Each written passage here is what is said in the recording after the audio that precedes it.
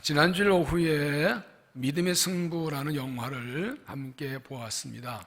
여기에 작은 서울드 교회에서 성도들이 만든 실화를 바탕한 영화로 참 많은 감동과 은혜가 있었습니다. 조지아주 사일러 고등학교의 미식팀 코치인 브렌트 테일러는 삶의 큰 위기를 맞습니다.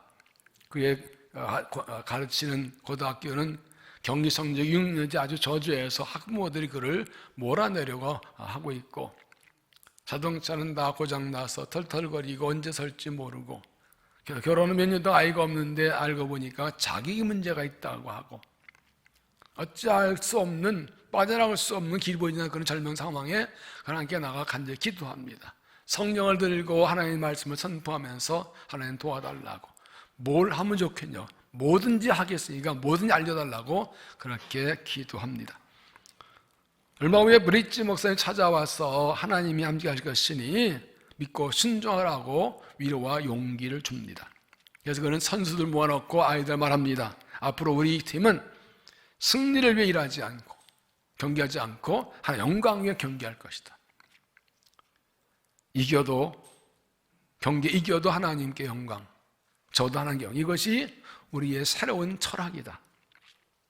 우리 하나님 만드셨고 하나님의 영광이 살라시기 때문이다. 선포합니다.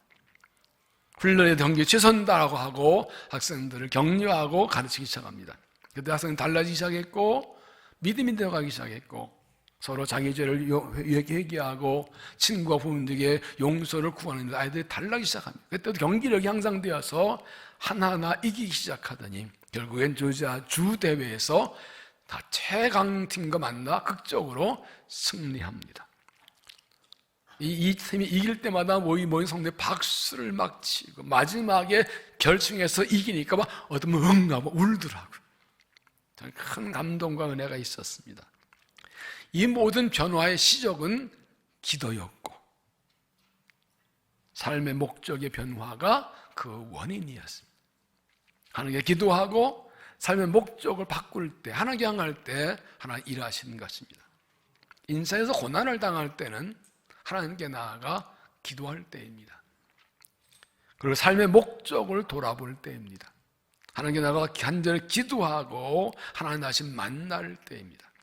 하나님 만나고 삶의 목적을 다시 돌아보고 삶의 방향을 하나님께로 돌이킬 때 하나님께서 회복하게 해주십니다. 내가 하나님을 다시 만나야 합니다. 우리 자녀가 하나님을 만나야 됩니다. 우리 다음 세대가 하나님 만나서 삶의 목적을 분명히 해야 합니다. 그래야 삶이 달라집니다. 오늘 말씀은 부활하신 예수님께서 제자들을 찾아가셔서 만나주시고 은혜 주신 내용입니다. 부활하신 예수님 제자들이 3번 나타나셨는데 오늘 본문은 첫 번째와 두 번째 나타나신 내용입니다. 베드로와 제자들은 예수 십자가에 죽으신 후에 유대인들이 자기들 잡을지 몰라 두려워서 한 곳에 문을 잠그고 숨어 있었습니다. 그들이 잡힐 때마다 다 도망갔고 베드로는 가장 신만 제자이지만 살기 위해 예수님 3번 부인했던 사람입니다. 이때 이들의 심정이 어땠을까요? 예수님 믿고 3년 따랐는데 예수님의 십자가에 못 박혀 십자가에 죽으셨습니다. 이게 누구를 위해 살고 누구 믿고 무엇을 위해 살아야 될까요?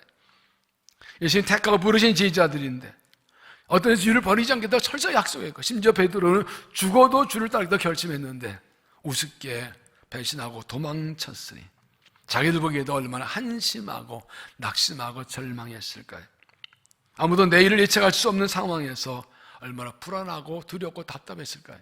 그런데 사도행전을 보면 이들이 담대하게 일어나 복음을 전하고 두려워하지 않고 목숨까지 걸고 담대하게 사명에 충성합니다. 무엇이 이들이 이렇게 달라지게 했을까요? 그들이 어떤 일이 있었을까요? 그들이 부활하신 예수님을 만났기 때문입니다. 부활하신 예수님 찾아오셔서 그들에게 은혜 주셨기 때문입니다. 부활하신 예수님 그들을 찾아오셔서 그들에게 평강을 주시고 믿음을 주시고 성령 주십니다. 그리고 이렇게 말씀하십니다. 21절 아버지께서 나를 보내신 것 같이 나도 너희를 보내노라. 예수님께서는 그들을 보내시기 위해 찾아오셨습니다. 그들을 제자를 택하신 목적이 보내시는 것이기 때문입니다. 마가복음 3장 14절에 이 12를 세우셨으니 이는 자기와 함께 있게 하시고 또 보내서 전도도 하며 귀신을 쫓아내쫓는 권능을 가지게 하려 하십니다. 그들을 보내시려 부르셨기 때문에 보내시려고 숨어있는 그들을 찾아오십니다. 예수님은 하나님 아버지의 보냄받아 이 땅에 오셨습니다. 하나님 보냄받아 오셔서 우리의 죄를 지고 죽고 부활하셨습니다. 이제 예수님께서 오셔서 내가 아버지의 보냄받아 오셔서 나도 너희를 세상 보낸다고 말씀하십니다. 내가 와서 나를 희생해서 세상 관에서 너희도 나가서 복음전에 세상을 구원하라고 그들을 보내신 겁니다. 보라지 예수가 우리를 찾아오시고 우리를 세상으로 보내십니다. 이웃세계로 보내시고 우리의 가정으로, 우리의 자녀에게로, 우리 다음 세대에 보내십니다. 죄인들의 복음을 구원하라고, 우리 일터의 사람들의 복음을 전하라고, 우리 가정을 복음으로 세우라고, 우리 자녀를 복음으로 세우라고, 우리 다음 세대의 복음으로 세우라고 우리를 보내십니다. 우리는 보냄받기 위해 부름받았기 때문입니다. 우리 모습은 어떻습니까? 예수 믿고 구원받은 하나님의 자녀였지만 연약하고 부족하고 미련한 존재, 질투는 삶의 실패 넘어지고 믿음에서 실패하고 쓰러진 거 아닙니까? 내를 알 수 없고 무엇을 해야 할지 모르는 상황에 어떻게 다시 은총 있고 다시 쓰임받을 수 있을까요? 우리도 제자처럼 부활한 예수님을 만나면 됩니다.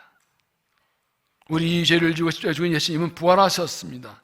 그 주님 찾아오시면 두루미고 담대히 나아갈 수 있습니다. 어떻게 예수님께 부활하니 어떻게 우리를 찾아오시고 어떻게 은혜 주시는가 함께 찾아옵니다. 첫째, 예수님은 모인 곳으로 찾아오신다. 모인 곳으로 찾아오신다. 19절, 이날 곧 안식 후 첫날 저녁 때에 제자들이 유대인들을 두려워해 모인 곳에 문들을 닫았더니 예수께서 오사 가운데 서서 이르시되 너에게 평강이 있을지어다. 부활한 예수님께서는 제자들이 모인 곳으로 찾아왔습니다. 제자들을 한 명 한 명 따로 만나신 것이 아니라 모인 곳에 오셔서 그들을 만나셨습니다. 그들은 함께 모여 있었기 때문에 주님을 만나셨습니다. 믿음의 공동체, 부름의 공동체를 떠나지 않기 때문에 주님을 만날 수 있었습니다. 그들 함께 있으면 부름받고 함께 있으면 배우고 함께 있으면 따르고 함께 있으면 섬기고 있는 동역자들, 사명의 동역자들입니다. 모든 십자가에 도망친 실패자들, 예수님 모르는 부인하고 도망친 사람들이지만 끝까지 함께 있었던 게 참 중요합니다. 근데 유대인들 둘이 도양으로 뿔뿔이 흩어 도망쳤더라면, 서로 비난을 정죄하고 다 가버렸더라면 아마 예수님 만나지 못했을 것입니다. 그러나 그들이 그에 불구하고 실패하고 넘어졌지만 두렵지만 한 곳에 함께 모여 있었기 때문에 주님이 찾아와서 만나주신 것입니다. 부활한 예수님은 하늘 올라가신 제자들에게 약속의 성령 기다려 하셨습니다. 그들 마가다보에 모여서 열흘 동안 기도하였습니다. 사도행전 1장 12절, 제자들이 감람원이라는 산으로부터 예루살렘 돌아오니 이 산은 예루살렘에서 가까운 안식일에 가기 알맞은 길이라.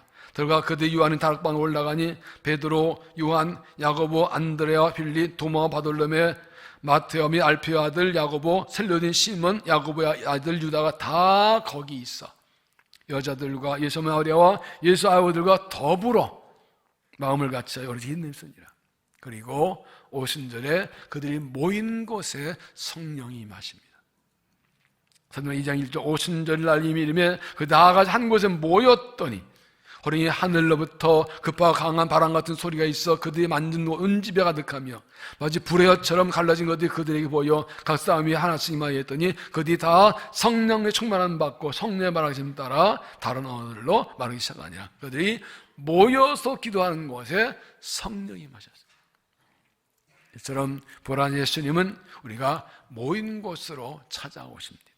그러므로 우리는 부활한 예수님을 만나려면 함께 모여 있어야 합니다. 저희처럼 실패했어도 넘어졌어도 죄를 지었어도 연약해도 부족해도 믿음의 공동체, 부른 공동체, 사랑의 공동체를 떠나지 않고 함께 있어야 합니다. 함께 믿고 하나님을 부른 사람과 함께 끝까지 함께 있을 때 거기에 하나님 주님이 오십니다. 실패자도 찾아오시는 주님께서 모인 곳으로 찾아오십니다. 그래야 주님 만나고 함께 모여야 다시 만나고 일어나고 보냄받을 수가 있습니다. 신앙생활은 공동체 생활입니다. 나 혼자 잘 믿는다고 되는 것이 아닙니다. 함께 모여 예배하고, 함께 모여 말씀 배우고, 함께 모여 기도하고, 함께 모여 교제하고, 함께 모여 주님을 섬기는 것입니다.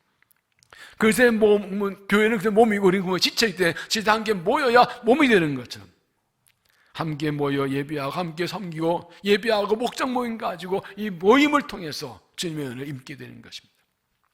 이 사절에 보면 12제자 중에 하나라서 디도마라는 도마는 예수께서 모였을 때 함께 있지 아니한지라. 예수님께 모였을 때 도마는 거기에 있지 않았습니다. 제자들이 예수님 만나 부활했다 해도 못 믿겠다고 합니다. 내가 만져봐야 믿겠다. 예수님께서 그들이 모인 곳으로 다시 찾아오십니다. 26절, 여드레를 지나서 제자들이 다시 집 안에 있을 때에 도마도 함께 있고 문들이 닫혔는데 예수께서 오사 가운데서 이르실 때 여기 평강이 있을지어다. 도마가 제자들과 함께 있을 때 주님 찾아서 그들 모인 가운데 서서 말씀하십니다. 예수님께서 도마를 다시 찾아오실 때 도마 한 사람을 개인으로 만나지 않고 도마가 제들 모임에 있을 때 모인 곳으로 또 오셨다는 사실을 주목하시죠. 우리가 믿음의 공동체, 부르심의 공동체에 함께 있어야 부활한 주님을 만날 수 있고 주님이 주시는 데 입을 수가 있습니다. 부활한 주님은 우리가 모인 곳으로 찾아오셔서 은혜를 주십니다. 삶이 힘들고 어려울수록 자신이 연약하고 부족할수록 함께 모여서 주님을 예배하고 주님을 사모할 때 오시는 것입니다. 함께 모여서 주님의 은혜에 힘입고 나아가는 믿음이 되시기를 바랍니다. 두 번째, 예수님은 찾아오셔서 은혜를 주신다. 예수님은 은혜 주시려고 찾아오셨습니다. 두 가지였는데 첫째 하나는 평강을 주셨습니다. 19절 예수께서 오사 가운데 서서 이르시되 너에게 평강이 있을지어다. 21절 예수께서 또 이르시되 너에게 평강이 있을지어다.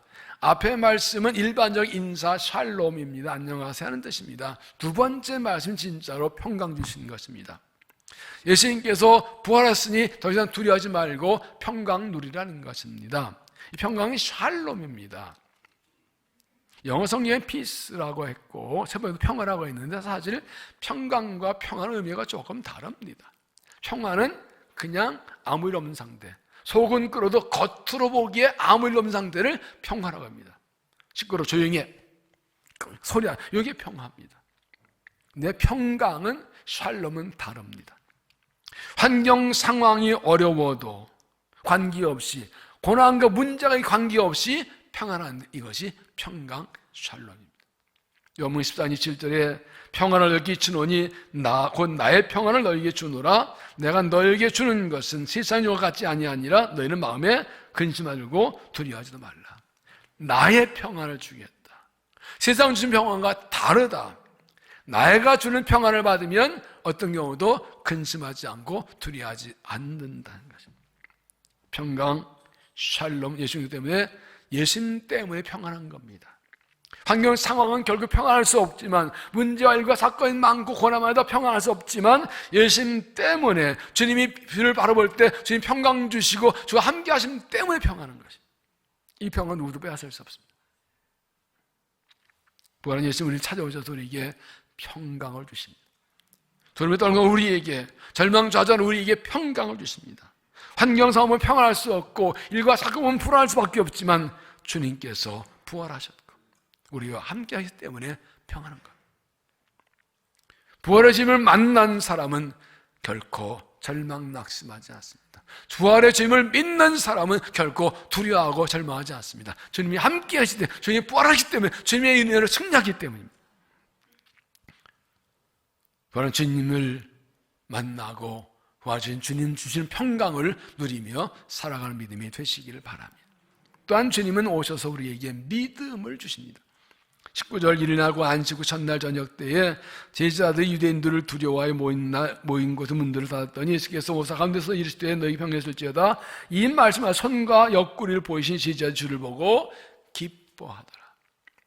예수님 부활했다는 소식을 들었지만 믿지 못해서 두려웠을 때 와서 나 부활했다 봐라 하고 예수님에게 확신과 믿음을 주시려고 찾아오신 것입니다. 24절 보시면 12제자 중에 하나로서 디모데 보면은 예수께서 오실 때 함께 있지 아니한지라 다른 제자들이 그에게 이르되 우리가 주를 보았노라 하니 도마가 이르되 내가 그의 손의 못자국을 보며 내 손가락을 못자국에 넣으며 내 손을 겹게 넣어보지 않고는 믿지 아니하겠나 하니라. 부활한 제자들이 예수 만났다고 했지만 믿지 않습니다. 여러분, 모일 때 같이 모이지 않은 사람들은 그 모임에 무슨 일이 있었는지 전혀 알 수 없어요. 무슨 일이 하는지 몰라요. 생각해 보세요. 열 제자들은 부활의 주님 만나고 기뻐하고 즐거워하고 평안한데 도마는 못 만났으니까 지금 다시 8일 동안 계속 불안하게 사는 거예요. 두려워하고 사는 거예요. 암만 말해도 이해가 안 돼. 못 봤으니까, 안 만났으니까 이해가 안 되죠. 그 8일 동안은 열 제자와 도마는 전혀 다른 삶을 삽니다. 이게 모인 사람, 모인 사람, 주님만 아는 차이입니다. 그런데 주님이 다시 찾아오시죠. 26절, 여드레를 지나서 이 자리에 다시 집안에 있을 때 도마도 함께 있고 문들이 닫혔는데 예수께서 가운데서 이르시되 너희 평안하실지어다 하시고 도마에 이르시되 내 손가락을 이리 내밀어 내 손을 보고 내 손을 내밀어 내 옆구리에 넣어보라. 그리하여 믿음 없는 자가 되지 말고 믿는 자가 되라. 예수님께서 제자들을 찾아온 목적이 뭐라고요? 믿는 자가 되게 하려고. 예수님 부활하신 예수님 만나고 예수님의 부활을 믿게 하시려고요. 도마는 예수님께서 만져보라 하지만 가면 만져 못하고 고백하지요. 예수가 또 이스라엘 도마가 되어 이르되 나의 주님이셔 나의 하나님이십니다. 만났는데 뭘 만져볼 필요가 뭐 있어요? 예수님 말씀하시죠. 예수께 이르시되 넌 나를 본고로 믿느냐? 보지 못하고 믿는 자들은 복되도다 하시니라. 예수님은 도마 제자들이 확실히 믿게 하시려고 찾아오신 것입니다. 30절에 보면 예수께서 제 앞에서 이 책에 기록되지 아니한 다른 표적도 많이 행하셨으나 오직 이것을 기록함은 너희로 예수께서 하나님의 아들 그리스도심을 믿게 하려 하며 또 너희로 믿고 그를 믿며 생명케 하려 합니다. 사도 요한이 요한복음을 기록한 목적, 성경 기록한 목적이 뭐냐고요? 우리로 믿게 하려고. 예수가 그리스도 믿고 구주 믿고 그 예수 믿고 생명 얻게 하려고 말씀을 기록했다고 예수님 찾은 목적이 똑같습니다. 우리를 죄이고 십자가에 죽으신 예수님은 부활하셨습니다. 죄와 죽음이고 부활하셨습니다. 역사적인 사건이고 사실입니다. 많은 증인들이 있습니다. 그리고 부활하셔서 하늘 나가서 하늘 보좌 앉아 계시고 지금도 우리와 함께 하십니다. 영원히 함께 하실 것입니다. 그러므로 부활의 주님을 믿으면 우리도 부활의 능력으로 죄와 죽음 이기고 승리합니다. 부활의 주님이 우리에게 말씀하십니다. 나는 살아났다.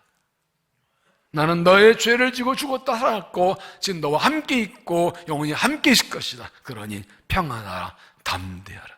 주님 살아나셨습니다. 우리 함께 계십니다. 평강을 누리십시오.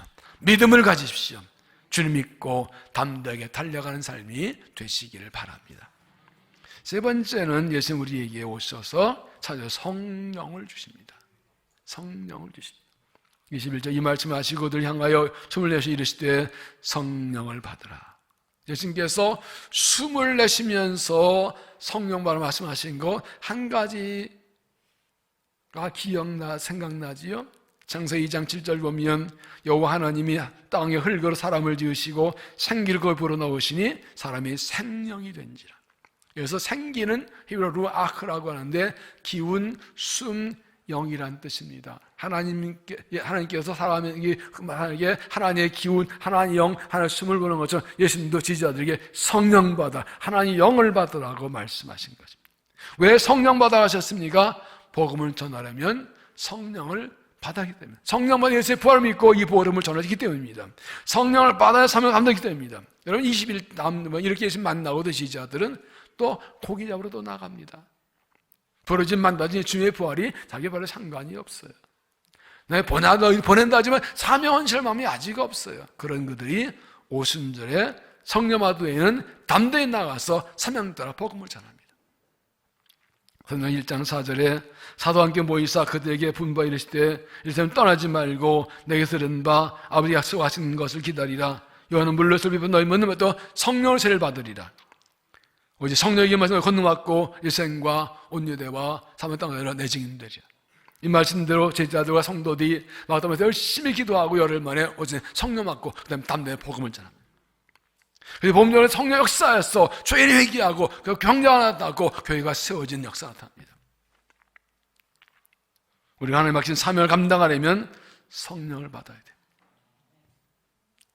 부활을 복음을 전하려면 성령을 받아야 됩니다. 성령을 받아야 하나님 말씀이 내 말씀이 되고 성령 사건이 내 사건이 되고 하나님 맡기신 일이 내 일이 됩니다.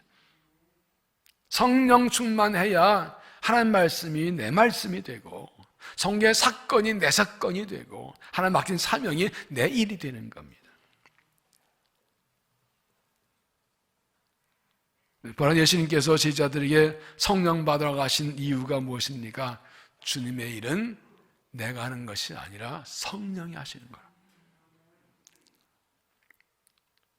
성령 받고 성령 훈련 받고 성령에 붙들려 일하는 것이 신앙생활이지 내 힘과 노력하는 게 아니에요. 성령 받아 담대 복음 전할 수 있고 성령 날 또 일할 수 있습니다. 그러므로 날마다 깨어 기도하고 성령 충만하고 항상 성령 충만해야만 주의를 감당할 수 있는 것이죠. 요한복음 4장 18절 보면 주의 성령이 내게 임하셨으니 가난한 자에게 복음을 전하게 하시려고 내 기름 부으시고 나를 보내서 또 포로된 자의 자유를 눕는 자에게 다시 보게 함을 전파하며 눌린 자를 자유롭게 하고 주의 은혜를 전파하게 하십니다. 하나님 예수님 보내실 때 성령으로 기름 부으셨다고 했어요. 복음 전하게 보내시기 위해서 성령 부으도 우리도 성령 기름 부음을 받아야 돼요. 성령 충만하지 않으면 내 마음대로 내 생각대로 내 기분대로 내 감정대로 움직여요. 내가 뭘 결정해서요. 그러나 성령 붙으면 성령의 붙들 성령께서 인도하신다 하는 겁니다. 이게 차이예요. 똑같이 열심히 일하는데 성령 충만, 성령 붙들리지 않으면 하다가 자기 마음이 왔다 갔다 해요. 하고 말 말고 내가 결정하는 성령을 붙들면 성령께서 하신 대로 따라가는 거예요. 그래서 성령한테 놀라운 역사를 이루시는 거예요. 우리도 하나님 약속 성령을 주시고 성령 받고 성령 충만 붙들려서 나가야 합니다. 부활한 예수가 우리에게 위해서 성령을 주셨습니다. 이미 우리는 성령을 받았습니다. 우리가 예수 믿을 때 성령 받았습니다. 성령 받았는데 문제는 성령 충만한 것입니다. 성령에 붙들려 성령 인도를 따라 살아가는 것입니다. 우리가 성령 붙들려 살아갈 때 복음 전하면 성역사로 죄인이 회개하고 기사 나타나고 나타나니 물러가고 하나님 나 세워지고 주 영광이 나타나게 되는 것입니다. 성령 충만을 구하고 성령에 붙들려서 쓰임받아서 주의 나라 세우는 일꾼들이 되시기를 바랍니다. 영화 믿음의 승부에서 이 브렌 테일러 코치가 너무 힘들어서 하나님께 나가 간절히 기도한 후에 며칠 후에 브레치 목사님이 찾아와서 성경 말씀 하나를 알려줍니다. 요한계시록 3장 7절인데 거룩하고 진실하사 다윗의 열쇠를 가지시니 곧 열면 닫을 사람이 없고 닫으면 열 사람이 있는 그가 이르시되 볼지도 내가 네 앞에 열린 문을 두었으되 너희 닫을 사람이 없으리라. 하나님 그걸 기도를 드시고 응답을 하나님이 전하셨다고. 내 기도 듣고 내가 문을 열어놨으니 이 문으로 나가라 한 뜻이죠. 그래서 전화가서 목사님 이게 뭔 뜻이냐 어떻게 하면 했더니 이런 얘기해 줍니다.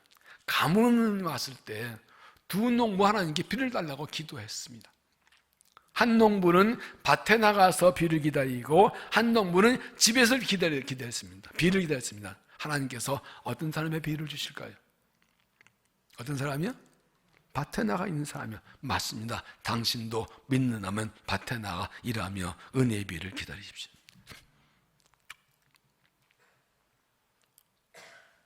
영화 보시면 다 그 장면이 생각나실 거예요.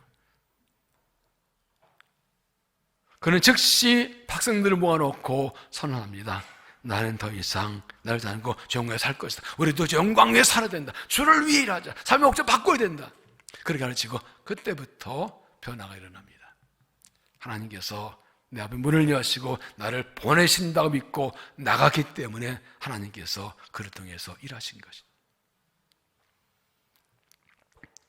부활한 예수님께서 유대인 둘의 숨어있는 지자들 찾아오 평강 주시고 믿음의 성령 주시고 이렇게 말씀하십니다. 아버지께서 나를 보내신 같이 나도 너희를 보내노라.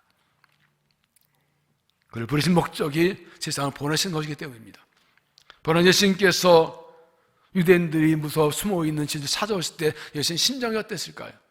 밤새 기도하셔서 세우는 12인데 그 중에 하나는 또 예수님 배신하고 목매 죽었고, 예수님의 3년 동안 달달한 훈련 받고 이제 이들에게 하나는 맡기려고 하셨는데 십자가다 도망가 버렸어. 이들을 볼 때 뭔 생각이 드셨을까요? 그런데 예수님께서는 그들을 찾아오셔서 은혜 주시고 다시 보내십니다. 그들의 잘못, 허물, 실패, 책망하거나 따지지 않으시고 확신을 주시고 평강 주시고 성령 주시고 가라고 하십니다. 우리도 제자처럼 연약하고 부족한 존재들 아닌가요? 그들처럼 넘어지고 실패한 허물만 존재들, 하나님 자녀라 하기에는, 그리스도의 제자라 하기에는 부끄러운 존재들. 그런데 보라니 그런 우리를 찾아오시고 만나시고 은혜 주시고 우리를 보내십니다. 그러나 예수님은 모이는 곳으로 찾아오십니다.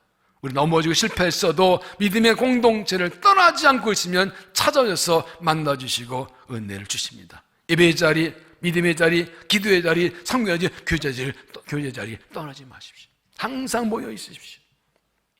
그러나 예수님 찾아오셔서 은혜 주십니다. 우리가 두려워하기 때문에 주님의 평강 주는, 주님 부활하셨습니다. 주의 평강을 누리십시오. 내가 살았다, 함께한다 하십니다. 주의 임재와 동행을 믿으십시오. 용기 있게 일어나 나가십시오. 하나님 오셔서 우리에게 성령을 주십니다. 사명 감당하도록 하나님 영을 보내주십니다. 성령 받았습니다. 성령 충만하고 성령 붙들려서 사명에 살아가십시오. 23절 보시면 너희가 누구의 죄든지 사하면 사해질 것이요 누구의 죄든지 그대로 두면 그대로 있으리라 하시니라. 이 말씀 무슨 뜻인가요? 죄의 죄사함의 권세가 있다는 뜻인가요? 그렇지 않습니다. 그들이 나가서 복음을 전하면 사람들이 복음 듣고 예수 믿고 죄 용서 구원받을 것이고, 그들이 복음을 전하지 않으면 그들이 죄 용서하지 못할 것이라는 것입니다. 죄 용서받는 길은 예수밖에 없고 구원의 예수밖에 없기 때문에 우리가 복음을 전하면 그들이 죄 용서받고 구원받을 것이고, 복음 전하지 않으면 그들이 구원받지 못할 것입니다. 내가 복음을 전하지 않으면 그들이 죄 용서받을 길이 없고, 내가 복음 전하지 않으면 그들이 구원을 없기를 말고 우리가 담대히 보내신 바 나가 복음을 전해야 합니다. 보난 예수님 우리를 찾아오셔서 은혜 주시고 우리를 보내십니다. 하나님께서 예수님 보내 우리를 보내십니다. 세상으로 보내십니다. 일터로 보내십니다. 이웃에게로 보내십니다. 복음을 전하라. 우리의 가정으로 보내십니다. 우리는 가정 선교사입니다. 자녀에게 보내십니다. 담대 보내십니다. 주님 만나고 평강과 확신을 가지고 성령 충만해서 보내심마다 나 복음 전해서 주의 나라 세우는 일꾼들 되시기를 주 이름으로 축원합니다. 기도하겠습니다. 사랑의 하나님 감사합니다. 넘어지고 실패한 우리, 불안했던 우리를 여전히 사랑을 찾아오셔서 만나주시고 은혜 주심을 감사합니다. 부활의 주님, 우리를 찾아오심을 감사합니다. 우리에게 다시 한번 평강을 주시옵소서. 샬롬으로 충만하게 하옵소서. 믿음에 믿음을 더하시고 확신이 분명해지게 하여 주옵소서. 다시 성령으로 충만케 하여 성령에 붙들려서 보내심 받아 일어나 나아가 복음을 전하여 주의 나라 세운 데 쓰임 받도록 은혜를 더하여 주시고 우리를 사용하셔서 영광을 받아 주시옵소서. 예수님 이름으로 기도하옵나이다.